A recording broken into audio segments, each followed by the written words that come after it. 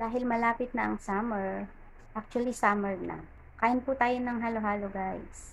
Halo-halo sa halo-halong Pinoy. Nabili lang namin sa katabi namin. Sa gilid lang ng village. Gilid ng kalsada. Mura lang po siya. Mura at masarap.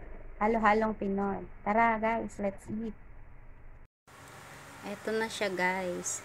Meron pang pa ice cream sa ibabaw. Ayan. 4 na piraso. 4 kasi 4 kaming kakain. Bakit kaya masarap ang halo-halo kapag libre Oo, masarap talaga pag libre. Pero kapag ikaw bibili, hindi masyado. Ayan. Halo-halong Pinoy. Ayan.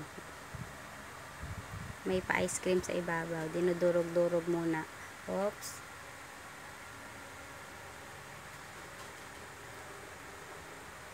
Marami siyang ingredients sa ilalim.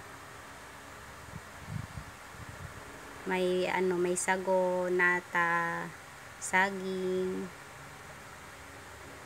pinipig, ganon. Kamote, may langka pa yata. Ayan, may beans, may garbanzos. Sarap talaga kumain ng halo-halo kapag mainit ang panahon. It's summer na. Tara guys, let's eat. Thank you for watching.